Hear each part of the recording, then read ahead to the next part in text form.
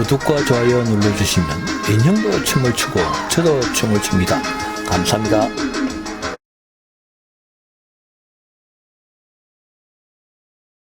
철학, 신학 이런 것들 순수학문이고, 그 다음에 우리가 하는 이런 어떤 fun사 명리는 수죠.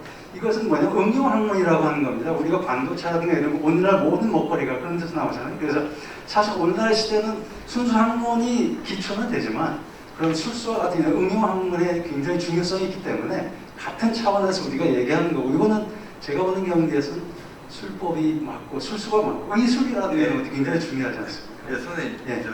시간이 없어요. 1분만. 제가 또 1분만. 제가 이제 저희들이 질문이 많은 거 보니까 충격적인 사실로 지금 사건화가 되어 있는 겁니다.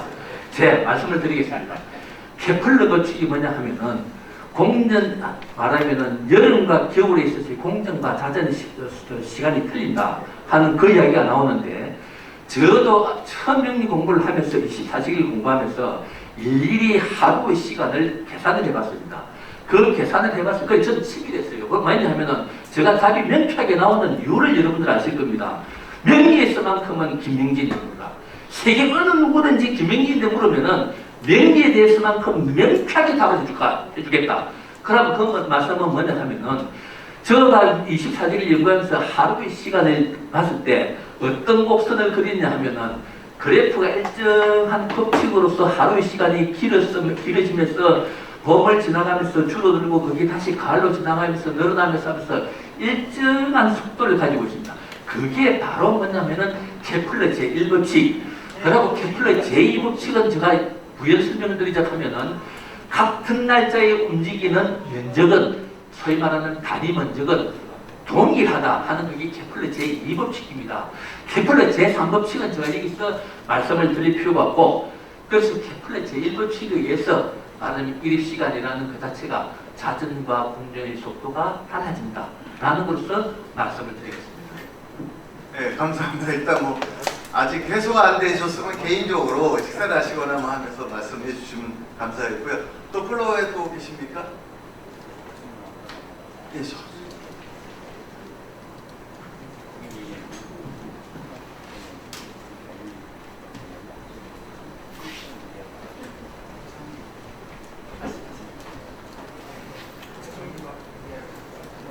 네, 저는 지종학 선생님께 예, 감사합니다. 또 다른 분 계세요?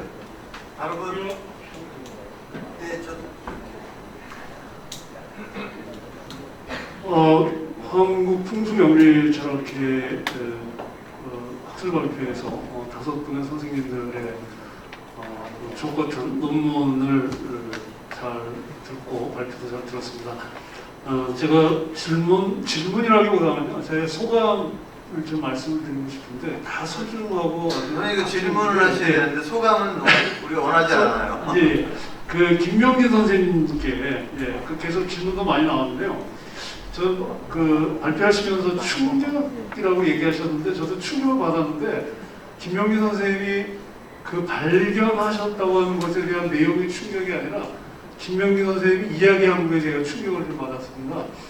사실 어떤 내용들을 여기서 학술 발표에서 할 때는 거기에 대한 논리적인 근거와, 특히 케플러 같은 경우는 굉장히 예명한 천문학이라든지 이런 부분에서 많은데, 이게 절기하고 명리의 절기를 기계적으로 연결시킨 것을 이 논문에서는 지금 거기에 대한 근거를 명확하게 밝히지 않고 계시거든요. 그래서 그 부분을 좀 논평자께서 가셨는데, 동양문헌으로 해서 뒤에 세 번의 그 역에 관한 문헌들을 달았어요. 근데 굉장히 중요한 자료라고 생각하시는데, 지금 발표자께서는 이제 인정을 안 하시는 것 같아요. 그러니까 내가 연구하고 내가 지금 절기로 봐서 일일 시간을 18시로 잡는 것이 맞다라고 하면, 그거는 이제 어떤 학문적인 발표라기보다는 그냥 주장으로 끝날 수 있는 가능성이 크거든요. 그러니까 이런 앞으로 더 발표를 하시게 된다면 그런 부분에서도 더 보완을 하시면 하는 게 어떨까, 그런 생각을 말씀드립니다. 네, 선생님 1분만. 예. 제가 오늘 인기맨이 되어버렸네요. 충격입니다. 일부러 제가 충격욕을 들고 나왔습니다. 그 말씀은 뭐냐, 명리가 바뀌어야 됩니다. 이 상태로서는 명리가 절대로 인정받는 학문이 될 수가 없다. 이 상태로 흘러간다면 명리는 죽는다. 그렇다라고 하는 것은 새로운 것을 받아들일 수 있어야 된다. 즉 아까 그분 지금 질문하신 분에 대한 답은 케플러라는 이 케플러 법칙 그것도 천문에서 나온 겁니다. 24절기도 천문에서 나온 겁니다. 그러면은 목적하는 바는 딱 똑같은 거다. 단지 24절기는 우리가 아까 제가 말씀드렸다시피 하나는 날짜를 이야기하는 24절기에서 유식합자고 또 하나는 그것을 그대로 명리에서 사용하는 유식합자가 그래서 절기는 두 가지 방법으로 이용된다 하는 것을 말씀드리면서 그 절기가 구성되는 그 내용은 즉 입춘, 우수, 경치, 청명하는 그러한 절기와 절기 시간은 천문에서 나온 거고 그게 아까 제가 말씀드렸다시피 동서양에서는 케플러라는 사람이 24절기와 똑같은 1법칙입니다. 오늘 여러분들 집에 돌아가셔서 케플러 제1법칙 치보십시오. 24절기와 똑같은 내용으로서 정리를 하고 있습니다. 그래서 그게 전부 다 천문적인 거기 때문에 아까 제가 말하는 무위법, 사람의 힘으로서 조정할 수 없는 자연 상태의 내용으로서 흘러가는 달력이다 라는 것으로서 말씀드립니다. 예, 감사합니다. 그래서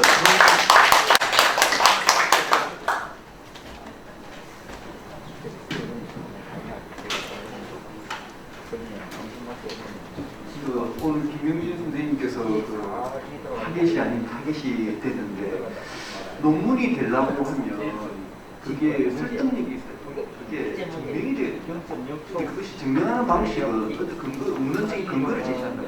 법칙을 제시한다. 과학 법칙을 제시한다. 그렇지 않으면 경험칙을 제시해요. 근데 그것이 그 선생님이 가지고 있는 그 방식이 어떤 법칙인지는 어떤 경험칙인지 이런 모르겠지만 그걸 과학 법칙으로 자꾸 설명을 하려고 하니까 이게 논쟁이 되고 있거든요. 차라리 그런 제가 하신 그 내용이 이게 어떤 포장이 잘 들어간다면 제가 보건 때는 이게 어느 정도 그 시간을 적용한 방식과 적용하지 않는 방식을 두 개를 양분을 해서 어떤 통계를 한번 내본다든가 그렇게 해서 이런 상황이 생기고 이렇게 이런 상황이 생기더라 하면서 어떤 통계에 의한 어떤 경험칙을 제시하는 것이 가장 있지 않을까 그렇게 생각합니다. 그래서 제가 저기에 대한 그 김영희 선생님의 그 주장 내용을 저는 오늘 처음 들었는데 제가 저 이론을 인정하지도 않고 저는 부정하는 사람도 아닙니다만은 우리가 증명하는 방식은 다양한 방식이 있습니다. 자꾸 과학 법칙으로 설명을 하려고 하니까 그리고 논리칙이라고 하시는데 그 논리칙을 한다 그러면 다른 분도 논리칙이 나올 수 있기 때문에 제가 볼 적에는 그 경험칙이나 통계를 내보시는 게 가장 좋지 않을까 그런 생각을 합니다. 이번에는 30초만. 충격이죠. 상당히 충격입니다. 더 충격이 와야 됩니다. 쓰러질도록 충격이 와야 됩니다. 명리가 발전하기 위해서는 더 큰 충격이 와야만 명리가 발전할 수 있다. 왜? 아까 저기 설명을 다 드렸습니다. 아까 질문하신 내용에 대해서 전부 다 논리적으로 설명했는데 그것을 그렇게 설명한 것을 비논리적이라고 이야기를 하신다면은 저는 조금 합니다만은 어떻게 하더라도 더 이상의 논리적인 방법으로서 선택해야 되느냐. 그리고 증명을 해준다. 통변으로서 말하자면 어떤 요건으로서 아까 제가 말씀드렸죠. 아까 처음부터 계시는가 모르겠습니다만은 17년, 18년 동안 이미 저는 지금도 통변을 하고 있습니다. 그 통변을 여러분들이 들으려면 주옥 같은 명쾌하고 상쾌하고 유쾌한 통변을 들으시려면은 그것을 증명을 해볼 만한 눈으로 여러분들이 확인을 하시려고 하면은 매주 토요일 날 저희 이메일 되어 있습니다. 이메일 번호로 어디로 찾아가면 되겠습니까? 하고 하면은 매주 토요일 날 10시부터 여러분들께 통변을 드립니다. 확인하십시오. 자, 이제 시간이 다 됐습니다. 마지막으로 끝으로 진짜 오늘 질문 안 하면 집에 가서 잠을 못 자겠다. 네, 오랜 시간 앉아 계셨습니다. 이상으로 3부 종합 토론을 마치고요. 마이크를 회장님께 넘기겠습니다. 아니 회식하고 사진 찍겠습니다. 다시 잠시만 들어가셨다가. 그런데 이거 사진 찍는 구경하시는 게 잠시만 일단 자리에 들어가시고요.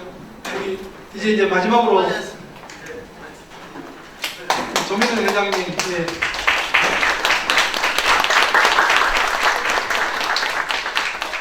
제가 박수 받을 일이 아니라 긍정적으로 이렇게 발표해 주시고 논평해 주신 이런 그 여러 선생님들이 사실은 저 박수를 받아야 되는데 저한테 지금 같아서 좀 굉장히 송구스럽습니다. 어쨌든 오늘 장시간 동안 이렇게 발표해 주시고 또 논평해 주신 우리 여러 선생님들과 그 다음에 이렇게 또 경청해 주신 여러 내 외빈 분들께 먼저 감사의 말씀을 드립니다. 오늘 제가 그러니까 우리 풍수명리 철학회 학술대의 소회를 좀 말씀을 드리면은 우리가 이제 코로나 이전에도 사실은 어떤 학회를 가더라도 이렇게 많이 모인 그런 어떤 그 학회는 없습니다. 그리고 학회가 끝나면 발표 한 분이 할 때마다 썰물처럼 이렇게 또 빠져나가요. 나중에 종합토론할 때 보면은 사회자, 발표자, 회장 그리고 없어요. 근데 지금 이게 저 처음이나 지금 거의 다름없이 이렇게 많이 끝까지 이렇게 앉아 계신 이런 여러분들께 정말 진심으로 이렇게 먼저 감사를 드리고 그 다음에 이제 몇 가지 좀 간단하게 그 안내 말씀 겸 홍보 말씀을 아마 12월 정도가 될 겁니다. 그때는 이제 그 하반기 학술 대회를 4차 산업 시대와 이제 풍수명리로 이렇게 잠정적으로 이렇게 정했습니다. 그래서 아마 이 4차 산업 시대 때 우리 풍수명리가 어떤 역할을 할 수 있을 것인가라고 하는 그 주제를 가지고 아마 논의가 될 겁니다. 그때도 많이 또 참석을 해 주시기를 좀 부탁드리고, 그리고 내년에는 이제 주역 학회 내지는 도가철학회 쪽과 함께 해서 우리 풍수명리의 가장 기본이 됐던 그 주역과 연계해서 앞으로 학술대회를 할 예정입니다. 이런 어떤 과정을 거쳐서 이 풍수명리가 어떤 학문적으로 이렇게 뭔가 의미가 있는 그런 어떤 학문 영역이다라고 하는 이런 점들 좀 대내외적으로 이렇게 좀 밝히고자 하는 그런 계획을 좀 가지고 있습니다. 네, 그래요. 이 정도로 하고, 그다음에 김명희 선생님 오늘 좀 위로 말씀을 드리면, 노자에 보면 그런 말 있죠. 상상운동, 근위행지. 상상은 도를 들으면 아주 부지런히 도가 이것이구나라고 행위를 해요. 근데 중상은 도를 들으면 반신반의해요. 그래서 약간 좀 맞는가? 아니 맞는 것 같네. 근데 하사는 그 도를 들으면 깔깔대고 웃어요. 그래서 크게 비웃음을 당하지 않으면 도가 될 수 없다라는 그런 말이 있습니다. 그리고 우리 김명희 선생님 한번 제가 나름대로 논리적 근거를 가지고 한번 이렇게 좀 잘 경쟁을 하시면 새로운 또 명리의 어떤 그 이론이 또 만들어지지 않을까라고 하는 그런 약간 위로 말씀을 드리면서, 자 오늘 지금까지 장시간 동안 이렇게 풍수명리 철학회 학술대에 참석해 주신 모든 분께 감사의 말씀을 드립니다. 예, 감사합니다. 좋아요, 구독 눌러주시면 더욱 감사하겠습니다.